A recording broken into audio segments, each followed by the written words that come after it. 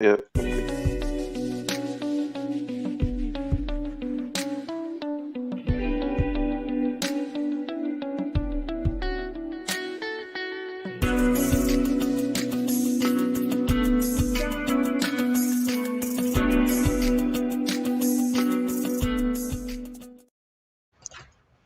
What up, though? It's your boy Willie Styles in the building. Welcome to tonight's show. Fellas, you want to say what up? What's going on, good people? You already know who it is. Got a great topic lined up for y'all tonight. We're gonna have some real talk tonight.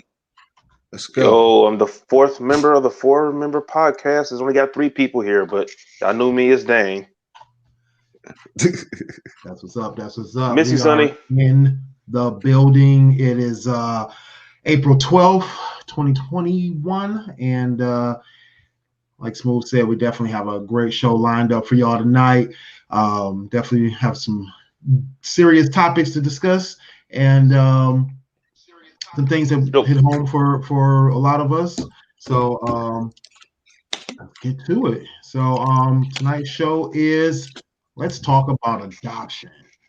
So Smooth, I know you had came up with the topic, but it also is a personal topic to Dame as well, and as well as we got family, we got friends, we got other viewers that are all touched by adoption in one way or another.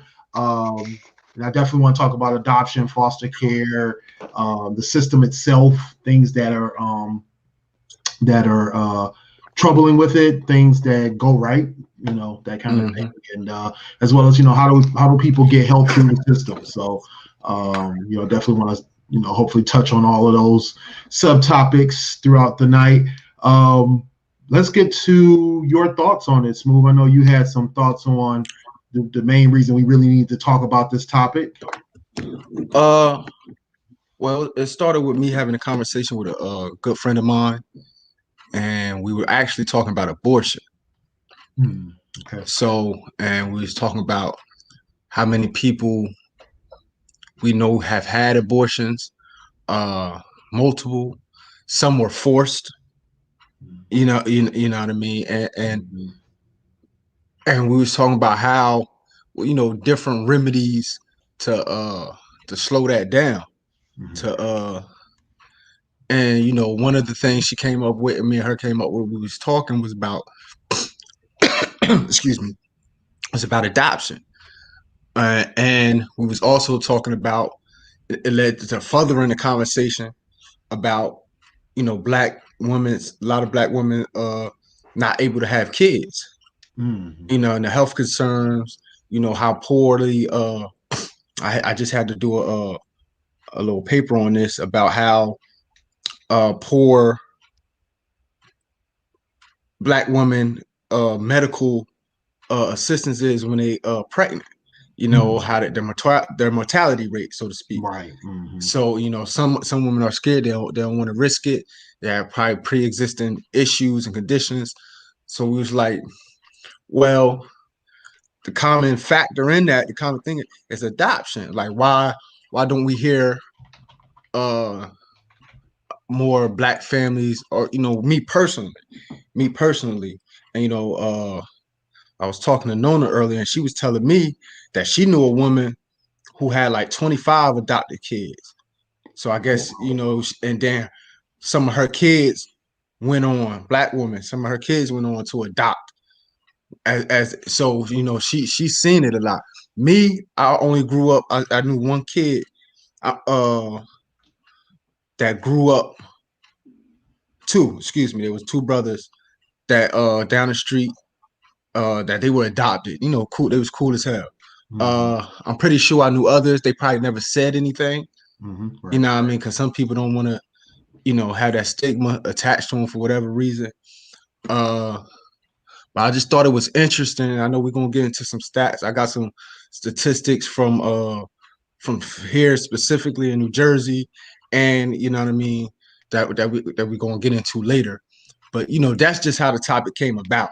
And that's why when I mentioned it to y'all, I was like, I wanted to expand it to see what y'all thought about it. And then I remembered You know what I mean? Because it had slipped my mind even when we was talking, but when I brought it up, that Dame actually, you know, is an adoptive parent, So I was like, wow, that'd be dope. I thought that'd be dope. And, you know, so that's how I brought it to the table. And I like to hear Yeah. Dame's thoughts. Yeah, I mean, I definitely agree that there's a lot of alternatives when it comes to well, I won't say a lot of alternatives, but that's a great alternative when it comes to trying to avoid abortion is being able to give a child up for adoption instead. It's not the first choice everyone makes, of course, but it's one of those choices that are out there that's available. And I think that a lot of people who don't have that opportunity or that ability to have a child, when they're seeking, hey, Jazz, how you doing? I'm good. How are you? Good. I finally got you on. I know, right? I finally let me on. Yeah. Cool. Appreciate you joining. So we're just getting started. So I think that and I wanted to share this chart real quick just to kind of touch on what you were saying about mortality rates. And the sad thing is that no matter how far we've gotten in medicine and trying to have people get medical care, mortality rate continues to rise. So this is from the CDC. This chart just has a trend in pregnancy-related mortality in the United States from 1987 to 2017, and as we can see, it's a sharp rise that continues to go up. So it hasn't gotten better; it's only gotten worse. So so that's the sad fact of the matter. But it's definitely one of those things that doctors, scientists, everyone's communities are trying their best to try to figure out how to reduce. So, but let's go to the couple of the hour. Let's get your guys' thoughts and input in on adoption and what it's meant to you and your family. Ladies first. Where do we start? Well, I can start because I actually got a couple of people. My baby cousin was actually adopted through family members. The mom was having some issues. My auntie was having some issues outside of her control. Can you hear me okay? Mm-hmm. Okay. Making sure you try to keep the family together. So she was actually my baby cousin was actually a foster kid with my cousins, with family members. That went okay. It went better than what me and my wife are going through as far as the transition period, because she was already new to family, so that wasn't a big issue. And since it was just a foster care, this temporary placement until my aunt can settle her issues, it wasn't really a big culture shock to go back and forth because she already knew the family, even though she was at a very young age. Fast forward to what me and my wife are going through or went through for the adoption. Going is the it was amazing. word, still a work in progress. I'm going by Clint's story when he was telling me that the woman, there's some horror stories with adoption, heartbreaking horror stories. Some people do it just out of money. They think they can just do it out of a check. They don't care that there's actually a human being involved when it comes to adoption, because we've actually had to take classes starting off. I'll let Jazz tell most of the story because y'all see me every week. So, and on Thursdays, every other Thursday, you see me on Fans Perspective. Is that a cheap plug? I'm not sure. So, but it has some challenges. It has some joys in it. It's nice to see that me and my wife were able to keep our family intact, because this is her great niece. So if she's not somewhere lost in the system, we can know where she's at. We keep the family together. But like you said, we hear from you every week. Let's let the queen. Let's talk to. You know what I mean? Let's talk to the queen right here. Yeah. You feel me? So I want to hear your perspective, your It's thoughts. an open conversation, but what I would say when it comes with adoption, you really have to think about, which I did not really know much about adoption until I did it with her. It's a lot that goes into it. Whether you have an older child, you'll be dealing with that their attitude and personality is set in on top of, most likely, if they've been in the system, they have some type of disability or mental issue. Most likely, if they didn't go from one home to another. Mm-hmm. And with younger children, it's very, very time consuming if you're dealing with trying to bond with the child on top of trying to learn how to deal with their mental issues. Because my niece, when she was in foster care, she was in there like a year and a half, from 2, and we got her when she was 4. Okay. So she didn't talk until she was like 3, really, probably closer to 4, to when we got her. She didn't use very many words.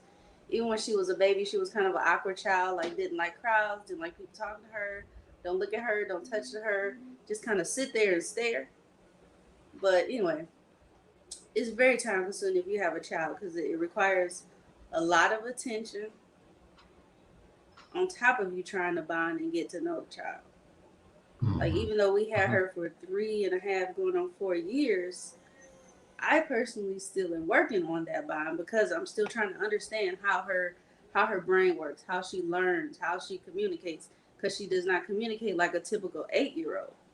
According to her speech and language therapist, she only functions at like a 4-year-old age. And I have a 4-year-old who's surpassing her, so I have to, waver back and forth of how to treat and how to discipline and how to talk to each child. And the system really don't help you with that. They really don't. Yeah. So I know Dane was saying before in a post show about how the like you were saying the support from the system is where you guys are seeing some lack or seeing some issues there, and so does it seem to be something that's kind of a widespread thing where it feels like they're they're just not equipped to help parents like you make this transition with your child? I don't want to say that they're not equipped, but I think the workload of the number of children that they have in their care is ridiculously high. And if you're trying to deal with it's hard to deal with one child in a single family with issues. So now you're talking about one person with a system of children that has these issues. They don't address it. Like, when do you have the time to take them to therapy, take them to the doctor, assess them the way they're supposed to be? I don't think they honestly have the time because their case Not to mention the workload on that social worker that has to try to find placements, not just placement, make sure it's a right placement for each of the individual child.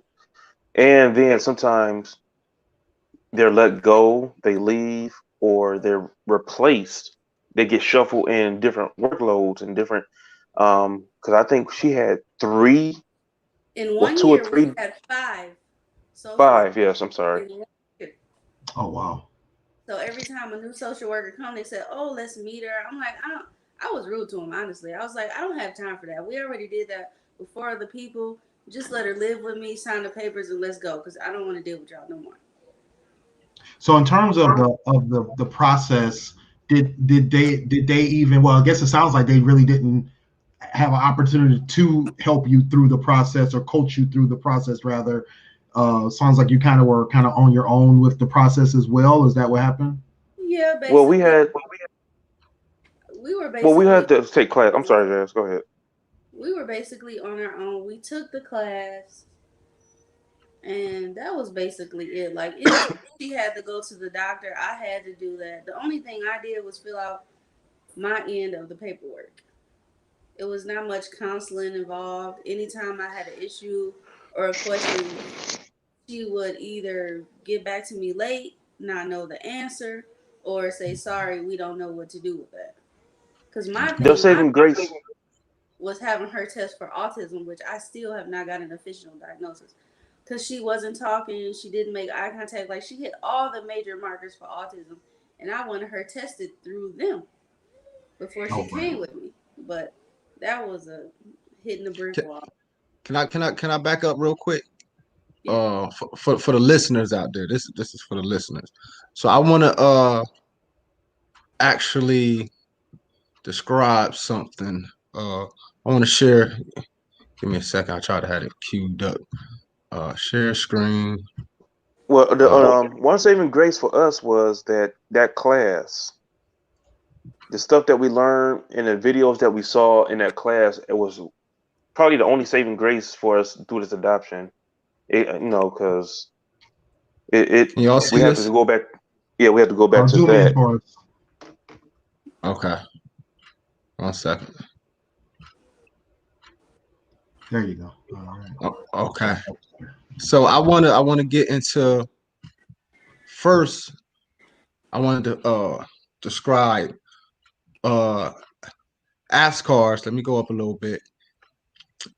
That stands for Adoption and Foster Care Analysis and Reporting System, which collects information on all children in foster care from whom state child welfare agencies have responsibility for placement, care, or supervision, and all children who are adopted with public child welfare agency involvement. Okay. So they're using the definition of foster care found in the Code of Federal Regulations, where it's defined as 24-hour substitute care for children outside their own homes. Foster care settings include, but are not limited to non-relative foster family homes, relative foster homes, whether payments are being made or not, group homes, emergency shelters, residential facilities, and pre-adoptive homes. These statistics are from 2018. So on September 30th, 2018, there was an estimated 437,283 children in foster care nationwide. Nearly 1/3 of these children, 32%, were in relative home. Were in a relative's home, similar to what what's going on here with what they're talking about, and nearly half, 46%, were in non-relative foster family homes. About 56% had a case goal of reunification with their parents or primary caretakers. About half, 49% of the children who left foster care in 2018 were discharged to be reunited with their parents or primary caretakers. Close to half of the children who left foster care in 2018 were in care for less than 1 year.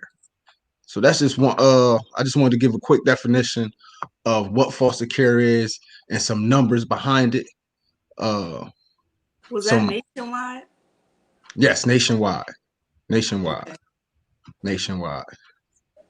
And that was 2000. that was 2018. Yeah, 2018. So that's a lot. That's a lot. That's a lot of kids that's in foster care. That's a 500,000 kids. Yeah, that's 500,000 kids. And you got to think about the kids that's not on record. Yeah. The kids that's not on record. Now I got another stat here. I can't share this screen. I'm getting this from off my cell phone. This is from Statista.com. And this is actually from 2019. You have that one? I think so. Which one is it? Because I got a bunch from Statista. It says it breaks down the demographics. Number of children in foster care in the United States in 2019 by race, ethnicity. Yep, I got it. Okay. Yeah. So I'll wait for him to bring that up to get to those numbers.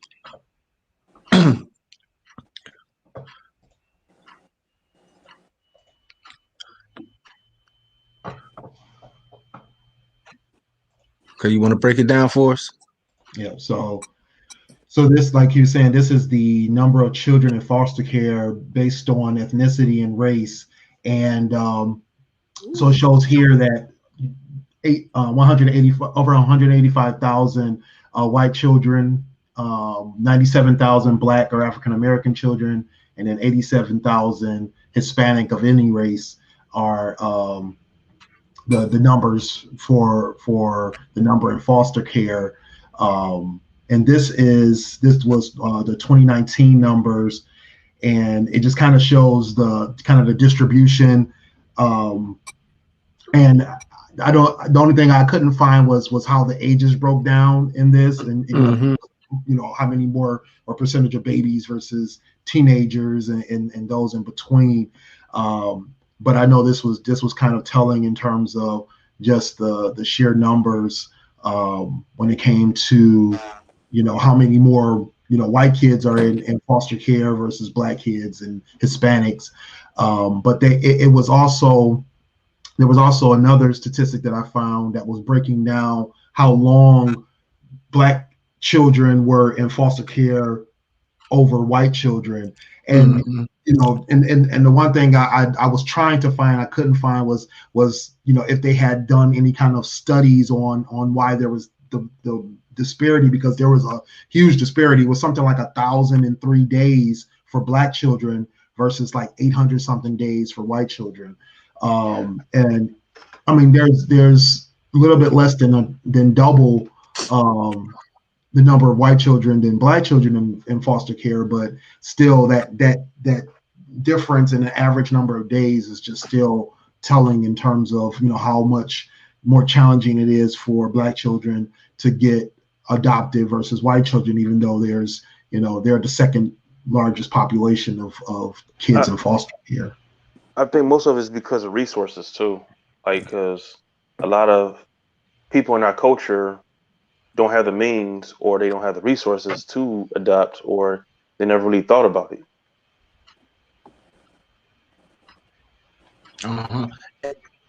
And I noticed, because I was trying to look up numbers like that, and what I only could find that gave me like real good numbers was it when I limited my search to New Jersey. So foster care, it says African American children are significantly overrepresented in foster care in New Jersey. So when you talk about the child population in New Jersey, African Americans make up 14%, right? 41.9% are foster children, 46% children waiting, and 47% of those children get adopted. Older children in New Jersey are not as likely. I'm gonna try to share the screen. Are not as likely to get adopted. I think it says the average age is about 5.8 who get adopted the most. So it's like the older you get. Can y'all see? I'm gonna try to build the screen up. Yeah, it's like they call it aging out in the Right. So right here, and this is old. This goes back to 2012. Y'all can see the screen? Yeah, we see it. It says the average age of New Jersey. Yeah, I was right. New Jersey's adopted children was about 5.8 years in 2012, while waiting children were on an average roughly 6.6. For youth age 9 and older, the likelihood of being adopted dropped significantly. And when you think of it, like my daughter's, like my child will be turning 9 this year. And to me, like, she's not a baby, but you're still a baby. Like, you still a baby.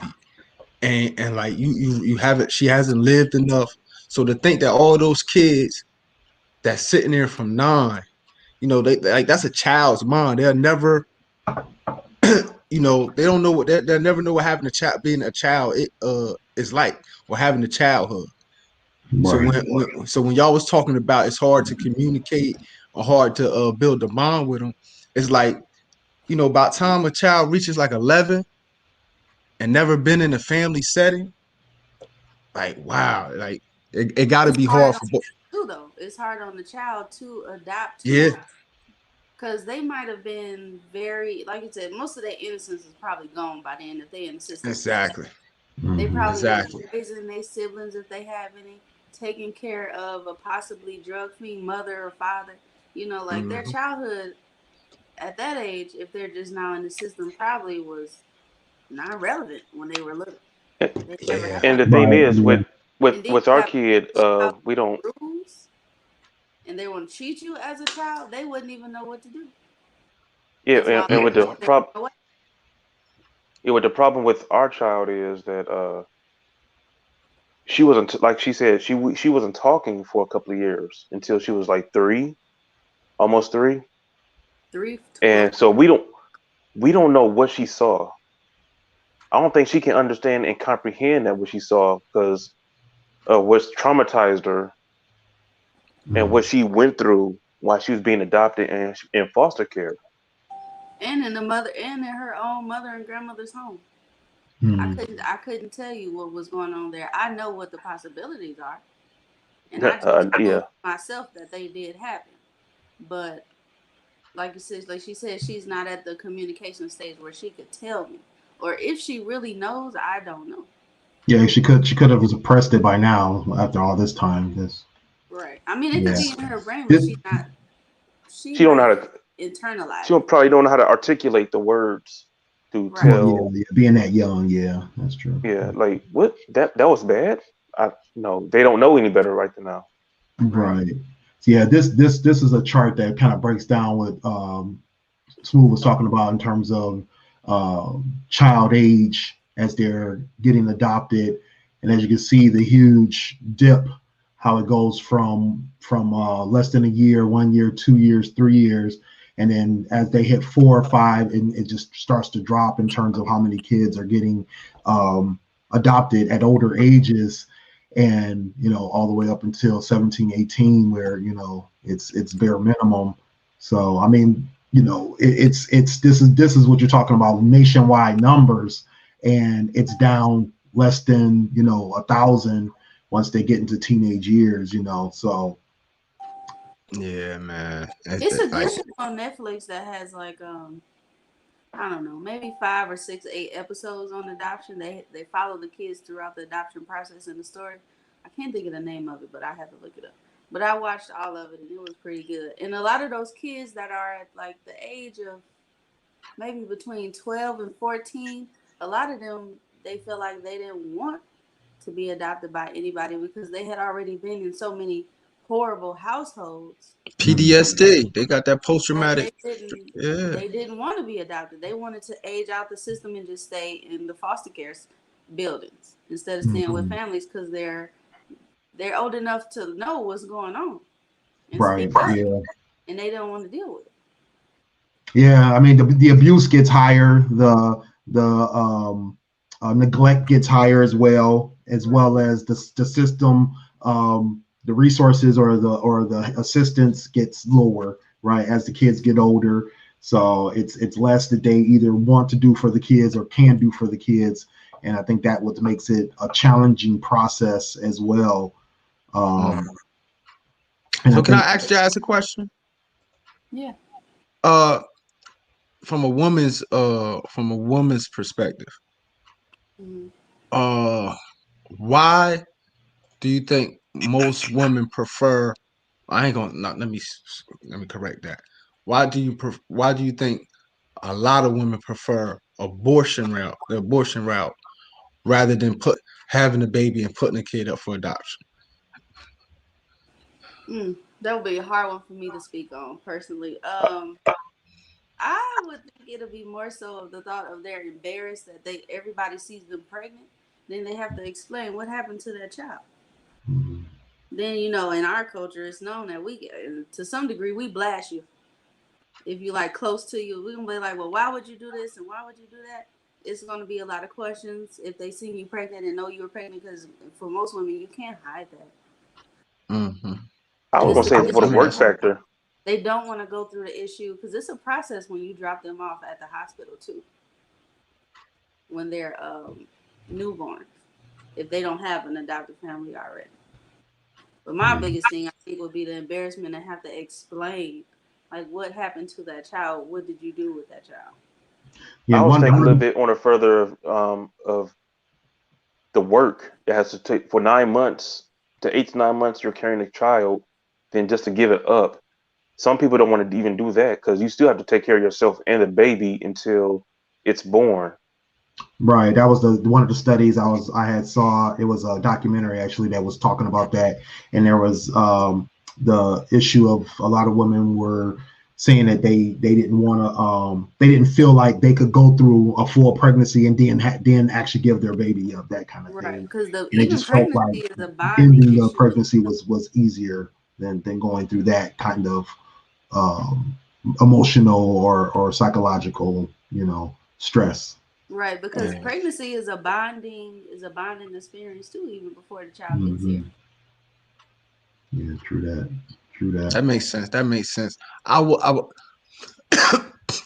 something you mentioned about like our community, we always tend to put each other on blast, or we very judgmental of each other. That's that slave, that's remnants of that slave mentality. To where I think we should, I can understand fully that bonding experience. They don't want to experience that and then get a baby up. But I think we should also encourage, a responsible decision too. You know what I mean? After there are women out here that can't have babies. And then it's I wanted to speak really when I first thought of the topic, it was really basically focused on uh black adoption, black parents adopting kids, but got the transracial adoption where a lot of different races be adopting black kids as well. And there's black people have an issue with that. Yeah. You feel me? Like black people have an issue with that. And it's like, okay, now I mean choose a side. You know what I mean? Like choose a side and stay there. Like you can't be talking out of both sides of your mouth. Y'all, you know what I mean? We want to judge people for putting our kid, we want to judge our own for doing a responsible thing when they know they're not able to take care of a child, maybe financially, emotionally, spiritually, whatever. So they put that child up for adoption to put it to put that child in a better position to prosper going forward, and then we want to kick they back in for doing so. You feel me? For being a mature adult. You know what I mean? Because a lot of times, sometimes a lot of pregnancy. I always used to tease my mom and dad. I'm like, when I was younger, I was like, I'm the greatest mistake y'all ever made. You feel me? You know what I mean? They'd be like, man, stop. You wasn't no mistake. I was like, you was 16, he was 18. I was a mistake. You feel me? Don't tell me y'all sat there and planned this out. You know what I mean? Right. I was a mistake. You feel me? And I know y'all thought about it. I know y'all thought about the abortion. You can't lie to me and tell me y'all didn't think about it because you were scared to death. So, but you did. You know what I mean? But say she would have if she didn't have the support system. Luckily, she had a support. My mother had a support system. You know what I mean? I think the responsible instead of abortion, put me up for adoption. You know what I mean? Like I think if we look at it, put ourselves in in those situations instead of just being so judgmental of what people do and try to see why they make those decisions. I think a lot of that's just those stigmas, like in our community, we got to get rid of.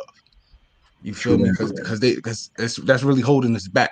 That thought Yeah. process. Yeah, we definitely have to have or we definitely need to try to start fostering a society or a community rather where having enough love for another, for a child in our community or for a family in our community to be able to say, hey, let's make this the better choice or the better option versus, abortion or knowing that, if you can keep a child in the community or near their family, be that support system for them, that kind of thing.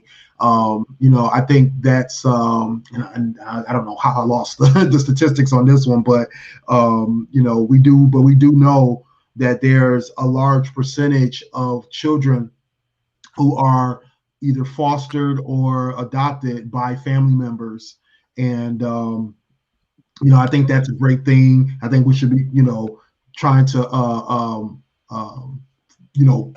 uplift that more and try to push that narrative more, because I think that, well, you would hope that those situations will be more loving, more supportive, more caring, and that, a family. I mean, even though in your guys' situation, you guys still have some mysteries and some things that you didn't know, but there's at least, the ability to say, what, I at least know this family, or I at least know this part of the family, and I can be that child's connection to their birth parents or their birth family, or we are their birth family, that kind of thing, because we're keeping them in the family, that kind of thing. So because you meet people who have been adopted, blindly adopted, or through a adoption agency or adoption system that has taken them completely out of either their,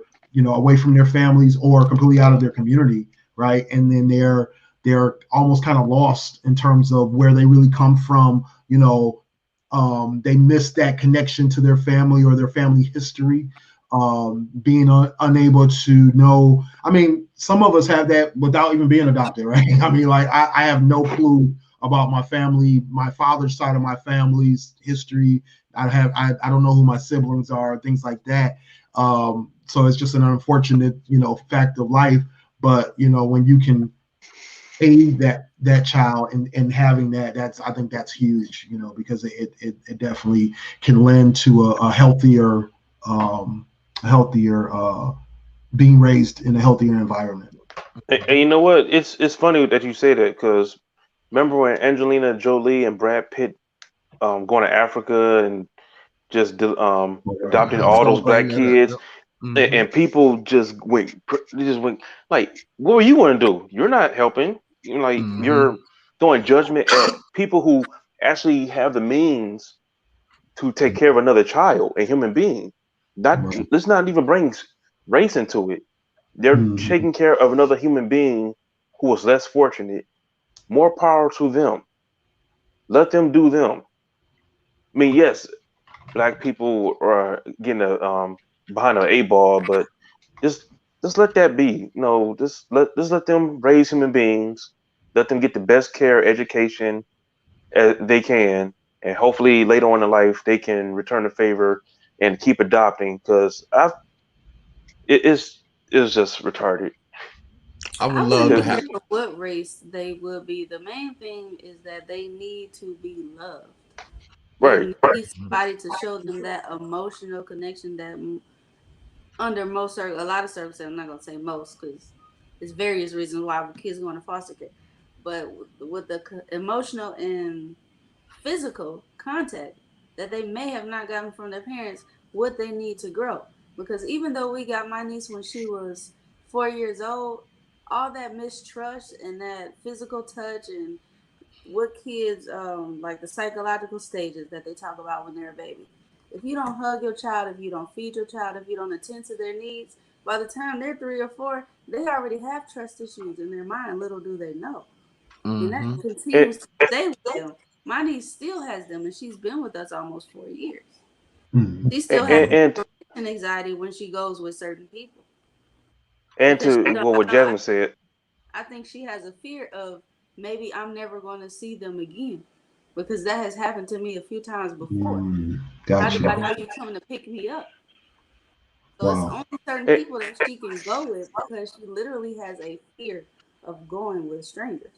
Hmm. and to go back what Jasmine said about loving the child, just because you love the child, they have to feel that love. You may be showing them love how you know your love, Right. but if that child You're doesn't not feel speaking the their love language. Yeah. Right. yeah, yeah, because we can we love you, Madison. We're gonna do this for you, Madison. But if she doesn't feel Mm. that what we're trying to put out, what we're trying to portray, that's Hmm. it's really fruitless. So it's just another hurdle or barrier that we have to we have to speak each It's other's language. Like, it's probably the consistency as well, you know, and like you said, the over time, her assurance, right, that what you're doing is permanent, and um what it really means to have someone, you know, do something for her versus her probably feeling like, hey, this is just you guys doing this temporarily until you're through with me, that kind of thing. And that's Okay. honestly something we still struggle with because ever since she's been here, it's been something that's been going on with life. And with her and other issues she have, like mentally and behavior wise, sometimes I find it hard to understand her. So that creates a kind of pull another back barrier. also. So Do that's you something we honestly are still working in progress with. do you think it's helped or hurt her having siblings be born, you know, that does she feel, or do you think that she feels um more cemented or less cemented because of the siblings coming up? I think the siblings help. I personally think the siblings help. Because she's never been around a baby until Josiah was born. So she's still learning how to interact with him and care for him. And really, it wasn't She until recently that she paid him any attention. And they live in the she same takes house. after Jay. Jay takes the lead. Our Right. firstborn daughter. That can be not a good thing, though, too. No, no, Yeah, the but when 4 year it old comes to Josiah, no, but when it comes to Josiah, she takes her lead, and like, oh, that's how you're supposed to treat a baby or talk to a Yeah. baby. She Yeah. follows Jay's lead because Jay loves her little brother. I mean, and she comes up, she's the mama basically. Jasmine just gave birth, right. I do Yeah, like in that. that aspect, I think it's good because she does follow Jay's lead because developmental wise, they're kind of on the same level. So as she see Jay grows, it helps her to develop also. Right, right. Makes sense. Makes sense. To Tia's point, the comment you had just that's dope. I have a friend. See, when I think about it, I was just having this conversation earlier, and Wow. we was saying adoption ain't just really just going out to an adoption agency and stuff like that. You mentioned Willie about family. I had a friend, his sister did the same thing for him when their mother passed. She took the reins and basically raised him as her own. And so like situations like those are dope. Like my father, he did that when he married his wife, when he got with his wife. Uh, my stepmother, she had a baby. And my sister, that's I don't call her my foster sister, I don't call her stepsister, none of that. That's my heart. You feel me? He adopted her, took the last. Remember, we had a show about, or we talked about during the show. Would you give would you if your wife had kids from a previous, would you give them your last name or something Oh, like that? right. Yeah. Yeah, man, we talked about that, and basically she a Wilson. You feel me? My father, she, she took my father's last name. My father gave her that last name. Was adoption, basically. That's what they call it. You know what I mean? He legally adopted her. So there is a lot of instances out here where the family and a close family, because until she said that, I didn't even think that, damn, one of my closest friends, that situation happened with him. And that's literally adoption. You feel me? But we don't look at that in the community as adoption for some Right. reason. well, I have an undocumented friend. I just thought about it since you was bringing up your story. One of my closest friends, uh, they took on another friend whose mother had passed away years ago. The father, at 16, his father just got tired of him and kicked him out the house. So at 16, you being kicked out your only life, and our best friend, just their mother took him in, told him how to do this and do that, just basically adopted him for 2 years. They didn't kick him out the house when he was turned 18. They kept him on until he was sufficient enough to be on his own. Mhm. Which one of those statistic numbers that's not going to be shown because it was it was just is what it is. Unofficial, right? Mm-hmm. Right. Speaking of undocumented, I think actually in the black culture, a lot that tends to happen a lot where they don't go through the legal process, but that let's just say they get the legal papers from the parent and they take care of that child. There's no Mhm. legal issue involved. How many Mm-hmm. people have you seen that are raised kids that's not theirs, may not even be a part of their immediate family? They enroll them in school, they take them to the doctor, they take care of them 100% without the legal issues in between and no Right. benefit. Because if you do it that way, you're not going to get any benefits at all. Mhm.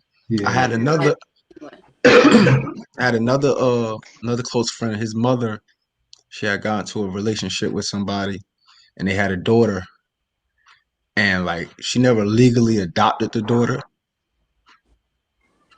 but she raised her because the daughter mother had passed or whatever. So even when she actually broke up with that gentleman, that when that relationship ended, she still cared for her Oh wow.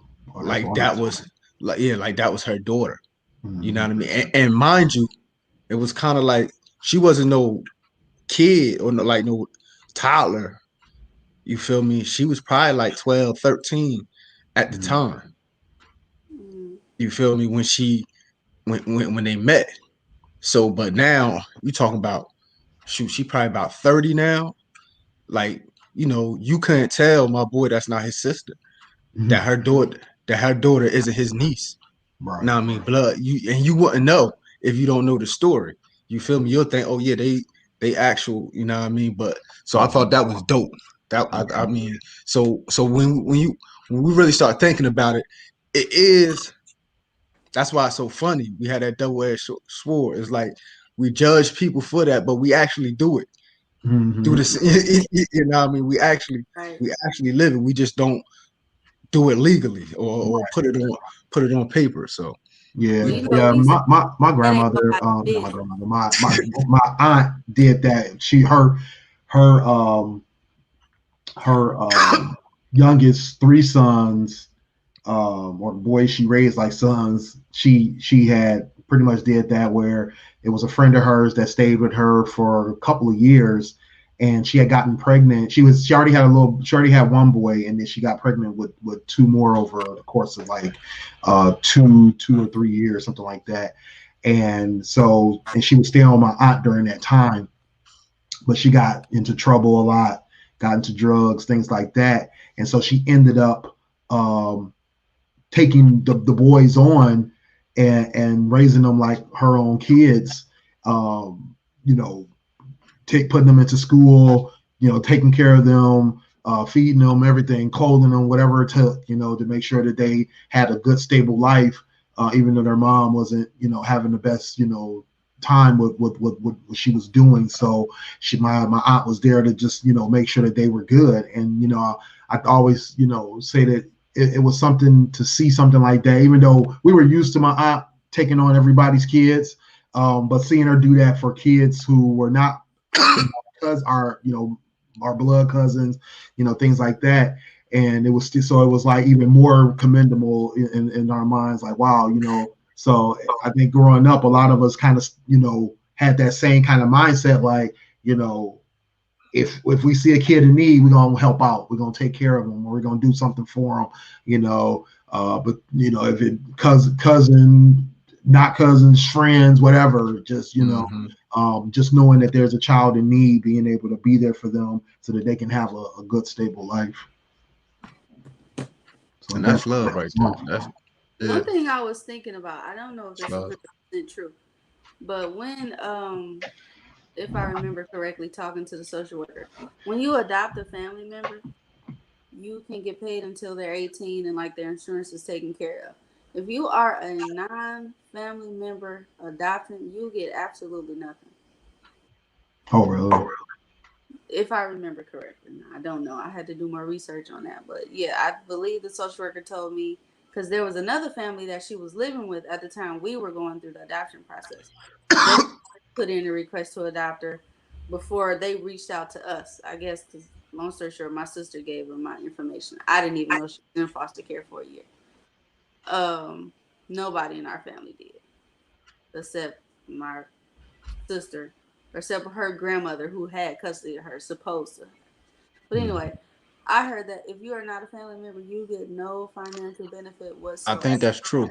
So that's kind of a turn Yeah, off. yeah, I Really? think that's true. Really? I think that's.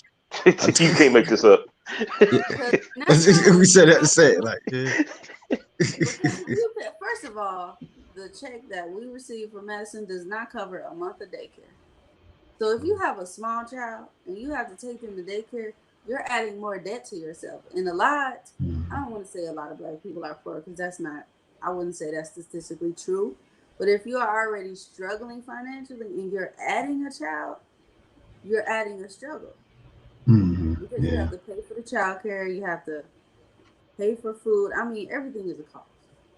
Yeah, I mean, that's one thing that when you go through an adoption agency, an actual agency that prepares people for, you know, the adoption process, they do go over those things about, you know, being financially ready, financially prepared to you know, to go through that process. I know back in the old days, a big thing was, you know, married couples or things like that, you know, financially, you know, stable, you know, people, that kind of thing. But there's, you know, less stress on that, you know, and you know, people who are single are able to adopt without any issues. You know, they have assistance and things like that for certain situations, especially if the child has any kind of special needs or special requirements that may be outside of the normal scope, right? That they would expect. There's financial requirements for certain types of adoption as well. So and I haven't been able to find a full breakdown of what's involved, but I was just seeing that the average cost of adoption was like somewhere between $8,000 and like $35,000. Who has money sitting around? Right. Exactly. You know? So it's like it was crazy to me to think that there's these financial costs involved. You know, when I used to hear about this stuff, you know, you see it on TV shows and things like that, where it's like, oh, this person's getting money for foster, you know, doing foster care, but you never really see what happens when it comes to adoption. So, you know, learning that there's no, you know, no financial assistance for most types of adoption, that's, you know, it's kind of messed up to think that you have people who may never adopt because it's just more easier to especially from a financial standpoint, to just do foster care, because then you'll get assistance during that process versus, you know, when you adopt and then that whole thing is like on you, you know, that kind of thing. So it's you know, and you know, I kind of hate seeing a price tag put on a kid anyway, but like you said, but I also know kids are expensive, right? You know, kids are expensive.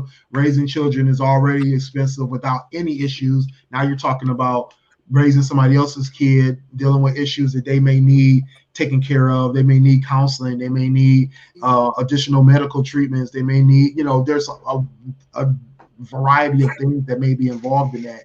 So there's, you know, there's still got to be some type of consideration for that as well. So, but then too, I think the process and the what they call it, the assistance from the system or from the government or whatever, you know, entity is facilitating the adoption. You know, it just needs to get better for certain situations and for children who need this type of thing, where, you know, people aren't getting surprised by, oh, this kid has developmental disabilities, or, you know, they may be autistic, but because they've been in the system, they haven't gotten tested, or because, you know, they, you know, has some kind of medical issue that wasn't recognized up front, you know, because they were either really young or just not at that right stage in their life. Now the foster, or not even just the foster care, but the actual adoptive parents are finding out after the fact, that kind of thing. So there's a lot there that just needs to be. And it's kind of like a double-edged sword though, because like in that situation, they hands time, because you damned if you do, if you damned if you don't. Exactly. Now, if you let most of these parents know, because you got to look at it from their perspective as well. Sometimes, if you tell most of these parents these kids got issues, they not gonna get adopted. Yeah. They not gonna get adopted at all. Nobody, you know what I mean. I'm not gonna say not. It's just gonna be like less More likely. challenging, yes. It's gonna Yeah, be for them to get it. For That them to Yeah, get percentage I mean, adopted. drops. there's kids out there that are getting adopted with the most challenging medical issues, with True. the most challenging psychological issues, with the most challenging familial issues. I volunteer at, or I have volunteered at the Children's Center in downtown Detroit, and you hear the stories of these kids who have gone through abuse, physical abuse, sexual abuse. They've been neglected. They've been abandoned. They've gone through so much trauma, but you still see families that will step in and want to adopt these kids because they just have that kind of love for another human being to say, you know what can we do to help? What can we do to stabilize this child's life? There was a young lady, and I was totally shocked because I just couldn't fathom dealing with this as a parent, especially somebody who, there's basically a stranger, right? Where this young lady, she had been through so much in her short life. I think she was either 14 or 13 or 14, and she basically had been through like multiple foster care situations, and her own family members have been abusing her. And then when she got into foster care, she was abused in foster care. So she was just like one of those kids that she had some kind of PTSD behind it. She was developmentally delayed educationally. She also was, one of those, not, I won't, oh yeah, I guess a problem child, what you would call it, where she was always getting in trouble, because she was always acting out, things of that nature. So she was in all kinds of different counseling and programs to try to help with her behavior, that kind of thing. Long story short, this girl had been through a ton of stuff. She still found a family, or the family found her and wanted to do what's right to help her stabilize her life. And it was a family that had multiple adopted kids, so they kind of were in the system already. They understood the system, understood kids with her situation, but still you're talking about the worst of the worst situations, and they still wanted to adopt this young lady.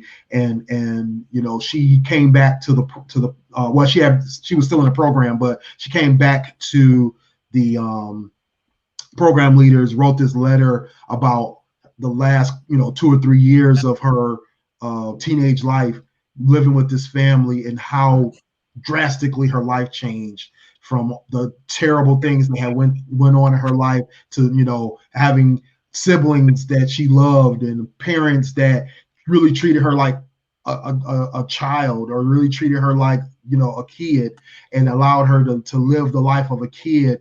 And it was beautiful because it was like the things that she had witnessed, the horrors she had went through, and for them to do that and turn her life around was amazing. She talked about the struggles she went through. It was this long letter she had wrote, but she basically was saying how they went through what was needed to help her, and regardless of the fact that she had all these issues. So it was it was just awesome to see that was the outcome, and that she wasn't just lost in the system. That's You one of know the what? things that Oh, they beat into you in that training session, is that please know that most of these kids will or already have some type of disability Damage. or mental issue, or like you said, some Da- kind of delay, some kind of damage. They tell you that in that training session over and over and over. They literally do days of workshops on how to communicate with it, with that. But Okay. you you know, know, like I heard everything that they said, but I'm like, she's 4 years old. It can't be that bad. Until she got to me, it was a totally different story. Like everything they said was exactly true, and how you handle it versus what you hear, that is two very, very different things. Because you have to consider what's already going on in your household. I already Mm, have a child. I was in nursing school for the first time. Both of our parents had got sick. It was like she requires a lot of attention that I could not give to her at the time, or I should say, I didn't really know how to juggle it. So I mean, you have to consider. It's a really, really a lot to consider when you adopt, but you don't really in, think about it until you're in the situation. Like in me, I time. was like in my mind, I'm like, this is my niece's child. She gonna be with her family. They gonna eventually get back together. She gonna get her life together. She gonna check up on her. I can count on one hand how many times her mother or her grandmother called or asked about her this entire time, and I mm, still keep in contact with them. And right. but they're also they also have drug and mental issues, so I can't blame them because they have a different struggle on a different level. But what you think is going to happen is usually what's not going to happen if you adopt a child. Then the struggles of what we had to go through when we was adopting her, going through the process. Oh, We it was got fingerprinted. We had to go through a background check twice three. within 1 year because we she had so many social workers and she got left in the system of making sure we do this and do this and do this. We had to get fingerprinted and background checked the first time. Then after a year, we had to do it again. Like something changed within that year. Like yeah, we decided to become drug dealers or drug lords or Well, something they like could that. Unfortunately, have it's lost stuff it. that's happened. Yeah, yeah, It was so much paperwork. They kept saying that we lost this, and I kept saying I turned it in, I turned it in, I turned it in. I don't have time to keep doing this. They that's another lost thing. our Time. paperwork like three different times. Not to mention, we're talking about social security numbers and very personal identity information. Mm, Oh, So then not to that's mention also the the risk time I you had to take off work. that's also the risk you take when you're dealing with a million social workers in 1 year for this one child and the caseload. Transfer And to that, transfer to transfer to transfer. I think they Yeah, personally get lost in the system. And that's one yeah, of the I was reasons just about to why they say that. stay in the system is because of that caseload and that transfer of responsibility over and over and over again. so not Yeah, I was only just did about to. we lose money off trying to help a child out by getting daycare, clothes, buying beds, making sure the house is up to code because we had visitors come to see what kind Mm, of living style, what kind of living are they going to have? Like, total oh, conditions, yeah. Hmm. yeah, yeah, because what happened is, oh, if Jay was a boy, oh, we couldn't have them in the same room. They had to have a separate rooms, boy and girl. They had to make sure she had a nice bed, mattress, clothes. She had clothes and toys already, but to make sure her basic needs were met and taking time out to make sure the social worker can get in to see certain things or make sure paperwork is done properly and on time or on our end, taking mm. time out all the time, making sure we juggle our schedules. But when it comes to them making sure they're on their end, everything's taken care of, it's like all close to impossible. And That that's I was just, before you go ahead, Clinton, then I'll say what I gotta say. nah, go ahead, go ahead. And that's before you receive any type of payment. You have to get those closed, you go through these house checks, that's before you receive anything. So on top of Multiple you house having checks. for the process to adopt this child, you also have to pay for everything that they need because she literally came with nothing. Like a bag of toys I did not want. She didn't need it. What she needed was a bed and some clothes and her hair done because she was with a family of another race. So that was something we had to go through too. They And didn't not believe to in lotion. we have 5 children of their own. Mm, And she literally told Six. me I have time to teach her what she needs to know. Well, why did you adopt her? Just for the check? Exactly. Like, you got 5 kids. Yeah. What you gonna do with another child that requires extra attention? I was gonna say that process that y'all went through with them doing a house check. That's the exact same problem. If you go through a child custody case, they going, you know what I mean? Right. I mean, they Hey, get it's like, you for yeah, yourself. if you go through a child custody case, like if I say I wanted sole custody of my daughter and I took her mom to court and like sole custodial custody, oh, okay, they gonna run through this house. You feel me? Make sure she got a bed, make sure she got the proper sheets, it covers everything. Just like y'all said, they go through that whole process.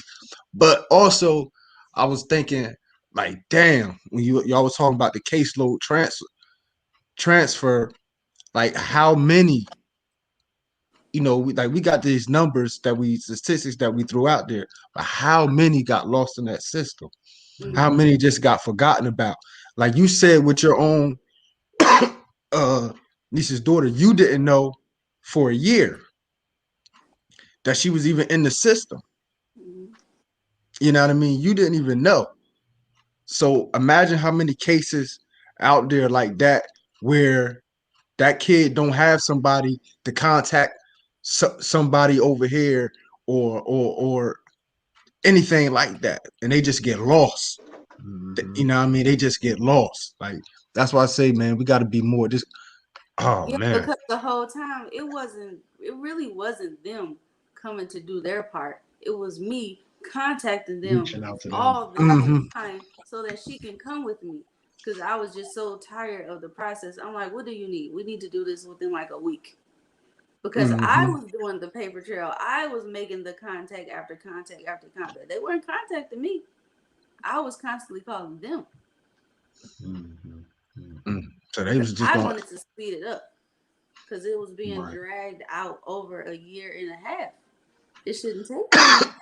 Sure. And I'm sure people stop in between all of that nonsense with having to pay more payments because you don't know what you did with my money, having to get your fingerprint and background checked again, and not to mention, I think if you're 50 or 55, you can adopt a child of a certain age. Wow. Because I tried to put my mother down, who was, I don't know, maybe 60 at the time. Tried to put her down, like if something happened to us, who would she go with? She automatically got denied because she was over 55. And Madison was too young to be with her if something was to happen to her. Which is wow. nonsense. Which is Right. nonsense. Yeah. Especially in our community. Because while y'all was talking, I was thinking I was gonna bring up, but we went on with the conversation. You know, a lot of us grew up in the crack era, especially out here. You feel me? So you know where them kids was with grandma. Yep. Exactly. You feel me? Them kids was with grandma, grandpa. So like I don't understand why they feel as though, especially at 50, a 55-year-old can't take care of a kid. Are you Right. shitting me? 55-year-old probably take care of a kid better than a damn A 25-year-old. 20-year-old. You feel me? Like for real. Because a 25-year-old probably going to ask mom, how to make ends meet? What you talking Exactly. about? Just, Smoking weed and going to the club together. I'm just saying. But you know what? One of the most challenging things was that in back of my head, I'm the adult and I'm dropping my 2 kids off at daycare and school. And Madison said something that was like, I don't want you to pick me up from school. I want Jasmine to pick me up. I mean, that was the plan anyway, but for the child to voice her opinion, what she wanted, because at the same time, I couldn't understand what she went through. Like, she must have went through a lot for her not to like me already, not to know me. No, I'm not judging her. I'm just like, man, this has got to be tough for her because she doesn't know what's going on. She's like, I don't want you to pick me up from school. I'm like, I didn't show anything but love to this kid. You stop No, being mean to her, that'd probably be different. that That's where came later. trust and abuse come in. Yeah, that's what came later. We don't fully know what she went through when she was with her mother and her grandma. I don't know. Or foster. Or foster parents. I don't know. And I'm still very skeptical of who I let watch her now. Like, I really don't trust nobody anyway. Because she already has issues from, where she come from. And I have issues with raising her to a degree. I don't want that brought on by somebody else. I mean, I don't trust nobody with my kids anyway. That's just But you how know what? it is nowadays. But this is when I one of the You things have to was be very that we careful how you treat them because of we that PTSD. right. Some of the things that we noticed, like we noticed that she was having issues, like she might have autism, she might have this issue, might have that issue. We was telling some older people maybe they can help us out. Some of the older people was like, no, you just no, they think we're just new at being parents or whatever. Like, no, that's not the case. We let them babysit Madison for overnight one time and over a couple of hours. Never Brought the again. They child do it again. brought the child back and was like, I think something might be wrong with her. I I'm like, can't do this. That's what the? basically what she told me. Couldn't do it again. Like she So was I was really like, oh, now you believe us. right. And I think that's I'm gonna speak for y'all, but I think that's what's scary. Because me in that situation, I would be nervous too. Not how people like how Sonny talk, you know what I mean, say sometimes. She don't trust nobody with Zay because she know they not gonna react. The same way she would. She would. Exactly. You know what I mean? Yeah. And they gonna get nervous. They don't know how to deal because they don't deal with it on a regular. They don't know how to Exactly. deal. So they, so I would be the same way. I would be the same But way because it's hard Yeah, enough. It's hard you don't enough trust the unknown. if your kid doesn't have a delay or on the spectrum and watching somebody else's kids. Somebody else's kids will piss you off. You know what I mean? yeah, right. You When have they know, they to just piss you you off. have the Period. patience when it's somebody else's kids. You don't have the patience Exactly. that you do with your own. And that was one Exactly. of the things. Like even though she's 8 by chronological age, when you get her, she's gonna act like a 3-year-old. She's gonna be on top of your couch in your cabinets, dumping out buckets of toys, and you like, what in the world is wrong with this child? She's dang near 8 years old. Why is she acting like this? Because developmentally and mentally, she's not there. You see a child based on what their age are and what they look like and how they brain function are two very different things. And I struggle with that because I'd be like, oh my goodness, you almost this age. I don't know why you're doing this. And I have to step back and be like, okay, let me calm down. Because I have to remember you're not there mentally. Mm-hmm. Like, cause her and my 4-year-old, they do the same mischievous stuff, and you be like, "Don't you think you old enough? You supposed to be older. You get that speech. You supposed to be older and tell this, that, and the other, and that's just not the case." Right. Yeah, you can't use that one with her because when we And got her, she was 4, and she had to. Her body type was that of a 6-year-old because she was like her body size is like 2 years older than what she is. Her age is actually 4, but her mentality was actually of a the 2-year-old, 3-year-old at the time right? too. It's like she It was just don't make and her spectrums are everywhere. It's like hard to it's hard to discipline somebody who has special needs because you don't want to use that as a crutch, but you want to get the message across. You can't. This is not acceptable because sooner or later we're not going to be there for her, and she's going to have to figure things out herself but because that's nobody's going to be like, you don't know if she's going to get to that point. Mm-hmm. Every year is a different struggle. I mean, yeah, every day is a different struggle. We don't know how far she's going to develop. And even And if discipline is a whole nother subject because the black community is big on whoopings. When you talk about like a child that's been abused with PTSD, that is not the way to go. You just add I fuel to the fire. That. was just You bringing have up. to learn how to communicate with that child on their level. Because like her, talking is not a strong point. So I'm still learning how to communicate and discipline. But I know whooping, she'll have a full blown tantrum, screaming, panic attack. I didn't know what was happening the first time I did it. I'm like, what in the world's going on? It scared me. that that is she has 2 triggers: being spanked and being left in the dark, or she can't finish a task. Like before bed, she has to make up her bed before she gets in it, before the Yeah. lights go out. Because if you do that, you just try to make her get in bed without her making it up. She has a So full here's the blown panic million dollar attack. question. Here's the Yeah, $1 million question for y'all. I actually get paid for this. No. Okay. If y'all knew that going in, would y'all still have done it in hindsight? You know, that's something we ask ourselves a lot. Like, if I don't know. I don't know. I really couldn't. Because Pete, I What- go because through phases where I'll be like, why in the world did I do this? I'm ready to take what it I back. know now, It's a what struggle. I know now, what I do it, like that family wasn't too bad.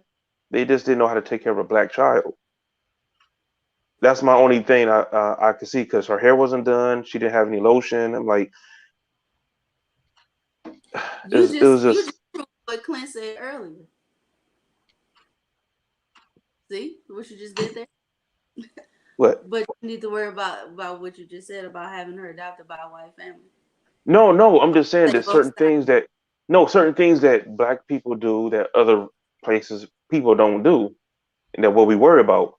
I want to say that I'm talking about them taking care of her needs. Her needs were being taken care of. At first, we weren't given all the information of her. Oh, she's with another family with 5 kids, and they got another one on the way. Like at this point, I'm thinking your great niece is being used for a check. We're not going to let that happen. My exact words are, we're going to have to get that girl out of adoption. I mean, get out of that foster care because I don't think she's being taken care of. After we started the process of getting to know the parents, they weren't bad people. They were actually pretty decent people. They just had a lot of love to give. Um, so That's good, but I will say I, the number one thing they need to add to that training is the culture sensitivity, because I mean, you just take care of a black person's like physical needs as far as hair and skin differently. And that's I Yeah, was, there's a just lot have to that learn they along tell. the way. Yeah, there's a lot they That's something tell they know. people that they need to do about transracial adoption anyway. There's a whole counseling path about that in terms of, things they need to be sensitive about, things they need to consider. They need to find either a supportive family, family or friends or somebody who can help them through that process of understanding what they should be doing, that kind of thing. Do all those parents do that? Probably not, so but there is those resources are out there available to them, but like we were saying, it's one of those things where it's that catch 22. Do you rip a black kid out of a white family's home because they don't know how to comb black hair, or do you allow them to bump their heads and figure it out, because that kid is having, is being taken care of properly and getting love and getting, raised properly and all that kind of stuff. They're not being abused. They're not being neglected. They're not being, so do you just let them figure that part out, as they go along? And, to be honest, to be brutally honest, there's some black families who don't know how to take care of black kids here. Yeah. that's true. That's bro, true. I was waiting. That don't know shit about black culture. There's some black families that don't know nothing about their heritage and their history. There's a lot of black families that have no religious background, have no, I mean, it's Stacey Dash. that don't even have the cognizance to teach their kid how to speak proper English, let alone be talking about anything else. You know what I'm saying? Exactly. There's being I'm not saying that it shouldn't happen or that it should happen or whatever the case may be. I'm just saying that there's no 100% fix all. Right? There's no 100% fix all. Every black adopted kid that's in a white family is not suffering. Every black adopted kid that's in a black family is not in the best situation. Every kid that's going through something can still be helped. Or not every kid can't be helped. That's what I'm trying to say. So it's not, everything's not black and white 100% one way or the other. So I think there's benefits and I think there's challenges, and I think that you guys have definitely spoke to that. One thing I do want to leave people with though is even though there's a lot of challenges, it's just about being prepared. It's about doing your research. It's about being ready to deal with in certain situations, right? Because you guys went through I can't think what we called it earlier, but basically Hell. it's basically going through like the county system and dealing with the state and dealing with their overworked process, that kind of thing, versus going through an adoption agency that may be well equipped to handle the adoption process and walking people through it and counseling them through it. There's special adoption agencies that deal directly with children that are troubled teens, troubled preteens, things like that. There's certain adoption agencies. I think there's quite a few adoption agencies, at least 3 or 4 per state, that deal specifically with adopting babies and young infants and things like that. There's programs where they actually help mothers who are just getting pregnant, and they walk them through a whole process of being able to take care of their medical exams, things like that, and give them and have them, and they're in a scholarship program as well, and they give up their baby for adoption. There's a lot of different options out there for adoption. There's a lot of different ways of doing it. There's no 1 or 2 ways. There's a ton of different ways. There's a lot of benefits in adoption. There's a lot of kids waiting to be adopted. There's been a sharp decline in international adoptions because a lot of countries are cracking down on that.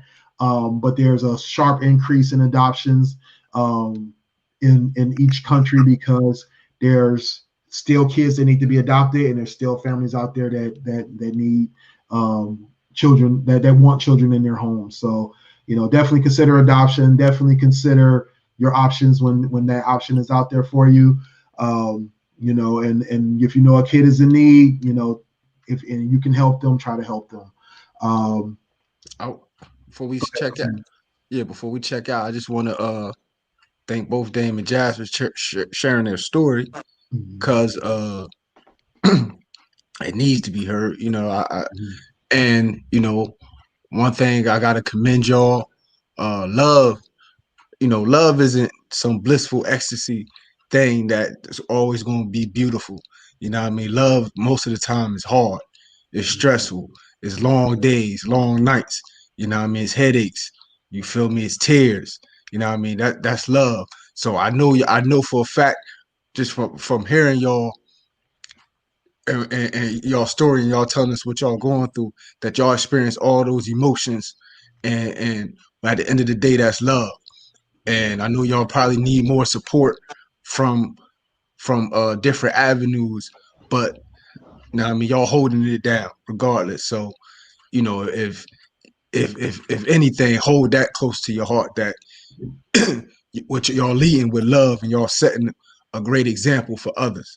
So because I can't sit here, I'm man enough to say straight to the camera, to the world, that I don't know if I can take on that responsibility. Clint, feel me? to tell you the truth, sometimes I don't think I can either. I'm in it. You know what I mean? So it's hard. that's It's hard. But it's love though. You feel me? It's love. That's so for love, when love is involved, you'll go above and beyond, no matter what the cost. So much respect. Love all things, right? Yes. Yes, indeed. Speaking on that, to women that are pregnant, if you need medical care, you can always go Medicaid. They will 100% take care of you. Just let them know that you're pregnant. And if you don't know how to do that, you can go to the hospital and ask to talk to a social worker. Tell her you're thinking about abortion, adoption, whatever it is. Talk to a social worker. But we, as a Black community, don't talk to social workers and therapists enough. And I know, Clint, you big on that one. Yes. Just go speak your mind. Nobody gonna judge you. They don't know nothing about your life but what you tell them. So go tell them what's on your heart, and they won't judge you. Take care of Sound like she watches the show. Take care of yourself. It's a must. It's a must. Indeed. All right. Well, we're gonna wrap this show up. Appreciate you guys coming through again and giving your story. And I have to. thank you so much, Jazz. Always a pleasure having you on as well. Shan. Oh, what's up, Shan? She said, ever considered a behavioral treatment plan developed by psychologists to address behavioral concerns? You have no idea how many people we have went to. And that's another show, Chan. That's another show. We have already went to 3 or 4 psychologists, and we always hit a brick wall. Especially during the pandemic, it got worse. Still trying. Oh yeah, I can imagine that. You all right, Willie? You all right, Willie? Yeah, man. No, I thought somebody was breaking in on you, baby. Dude, I'm like, I gotta double check. I'll be hearing them noises. I'll be like, I'm only 20 minutes away. Gotta grab call 911. Yeah, me scared for. Maybe Oh man. But no, yeah. But no doubt. Definitely yeah, I'm sure you guys will consider a lot of different resources to try to get this thing figured out. Yeah, that's what it sounded like over there, man. You never know. Yeah. What's the new meme going around talking about? So why black folks always look up like hear something else like okay. I do that pause like wait a minute. I just heard something. Well, we gotta do it because of our kids. Like wait. Right. Exactly. Well, thank you guys for joining us again. Get back at us every Monday night here at 10 p.m. Eastern, Twitch, YouTube Live, Facebook Live, or catch us on demand 24/7, Spotify, iHeartRadio, Stitcher, Google Play. I still say that. Still got that as Google Play Music, Google Podcasts, Apple Podcasts, SoundCloud, or watch the video replays on Twitch, Facebook, and YouTube. Make sure y'all get the merchandise. We got T-shirts, long sleeve shirts, masks, hoodies, a little bit of everything over at teespring.com/store/GFT radio. Support us while we support you with this great content. And go over to GFTradioshow.com where you can catch all of our content, including our Monday night show, our Wednesday night recap with Styles and Chevy, our Thursday night Styles Radio Takeover, or our every other Thursday night Fans Perspective, and twice a month we also have Sex with Sunny. So make sure y'all get with us. Cool. We have tons and tons of content. Make sure that transition got to change, baby. That transition got to change. we got to figure that out. All right. Make sure y'all get with us over at GFTradioshow.com where you can get all that content, as well as get links to our social media sites, as well as join the conversation group over at Facebook, fb.com/group/GFT join the conversation, where you can talk to all of our fans and us too. We're over there answering questions, having a great time, discussing all types of topics. So make sure you get over there for that. Make sure you guys check out Sunny. She can be found over at IamSunny_D over at IG, Snapchat, Twitter, and TikTok. Or you can check out her blog, unreservedlyme.com. Smooth. Well, y'all already know y'all can check me out at eTrentonGroomie on Twitter. Visit my blog at kingstruth.com. Excuse me, got like a frog in my throat because of allergies. But I'm also a King's Truth on Snap. And I'm gonna ask Willie to put the links to some of this information about that we posted about adoption. And also like he said, check the Fans Perspective out with the homie Dame and I every other Thursday.